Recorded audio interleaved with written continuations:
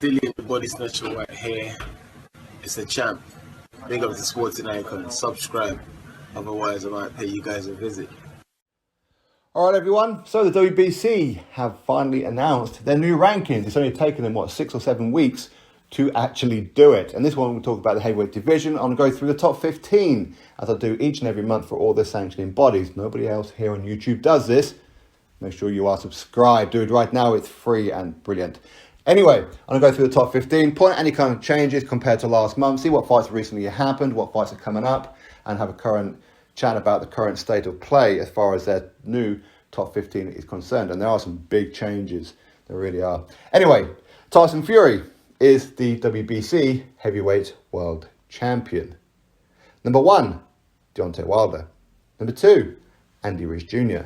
Number 3, Frank Sanchez. Number 4, Robert Helenius. Number 5, Arsenbek Makhmudov. Number 6, Anthony Joshua. Number 7, Dillian Whyte. Number 8, Otto Wallin. Number 9, Martin Bakole.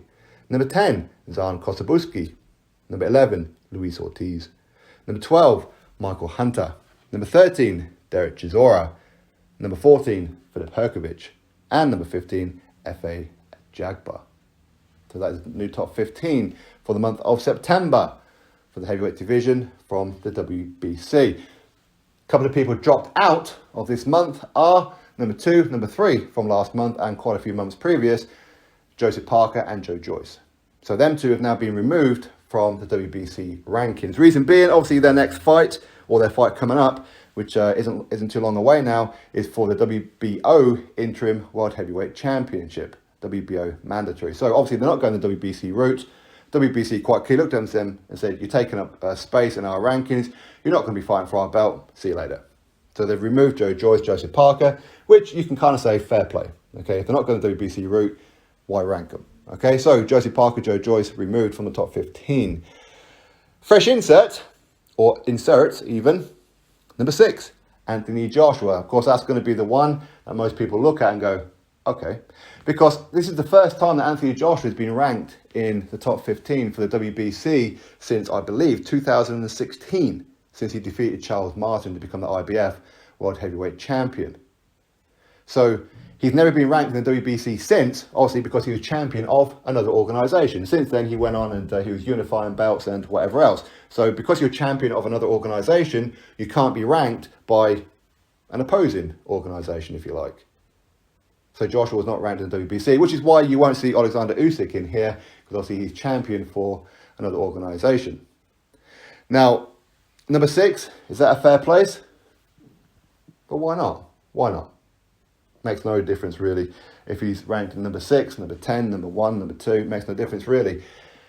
Going by the previous video, where 258 management, Anthony Joshua's management team, have confirmed that they have accepted terms from Tyson Fury to fight Tyson Fury for that WBC heavyweight world title on December the 3rd at the Millennium Stadium, the Principality Stadium in Cardiff, Wales, December the 3rd.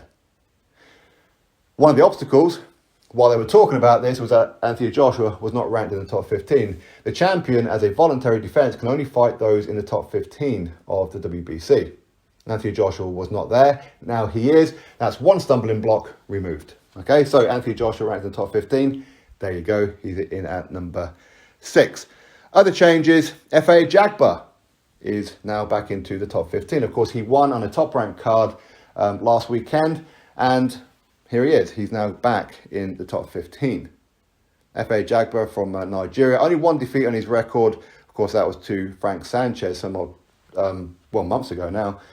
No shame in losing to Frank Sanchez. Frank Sanchez is proven to be a very credible heavyweight. He is. Some people don't like his style and everything, but hey, Efe Ajagba is a big puncher. He beat and knocked out a journeyman, or defeated a journeyman anyway. I didn't watch the fight, but he's now back into the top 15. I'd like to see Efe Ajagba now fight somebody in the top 15. Doesn't matter who it is, just somebody in this top 15 would be great. Justify that position. Okay?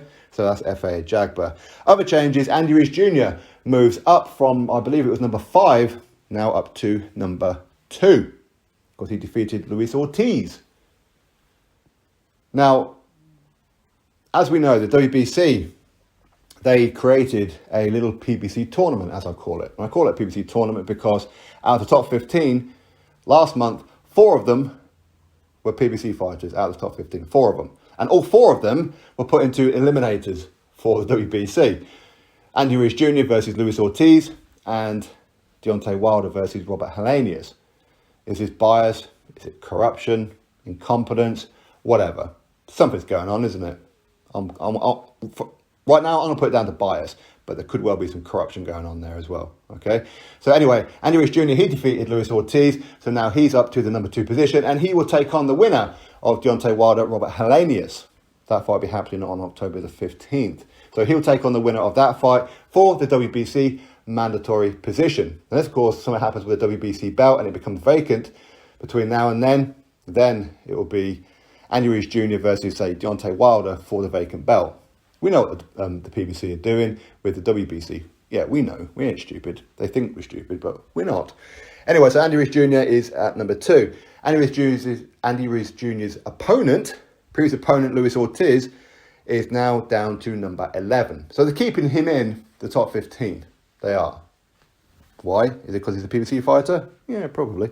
Anyway, so he's in at number 11. Other than that, no great changes, with the exception of number 4, Robert Helenius. Robert Helenius last month was number 9, I think it was. He may have been number 10, but I'm pretty sure it's number 9. He's now at number 4. Why is he number 4? Has he had a fight recently? No. So why is he number 4? Because he's fighting Deontay Wilder. Do you see what I'm getting at with the PBC and the WBC bias connection? I see it. You see it. Are they going to do anything about it? No, of course not, because they don't care. They don't care. They're going to do whatever it is that they want to do. Is Robert Helenius the 4th best heavyweight on the planet? Is he? Well, according to the WBC, he is. What can you do? What can you do? All we can do is talk about WBC and expose them for the charlatans that they quite clearly are. Other fights coming up. Out of the top 15, nothing else is made currently. Okay, so out of the top 15, you've got Wilder, number 1, versus number 4, Robert Helenius.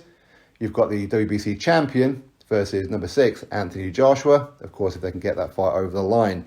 And that's it. Nobody else in the top 15 are fighting each other. Hopefully they do. Hopefully we see a Otto Wallin versus a Martin Bakole or a Derek Chisora, whatever. Okay, so anyway, that is the top 15 for the WBC for the month of September. Do you like it? Do you not like it? Did you also notice the PBC bias from the WBC? Do you think the WBC care whether or not that we notice it? Personally, I don't. Corruptible, bias, whatever you want to call them. Drop your thoughts below, click thumbs up, subscribe. Catch you next video.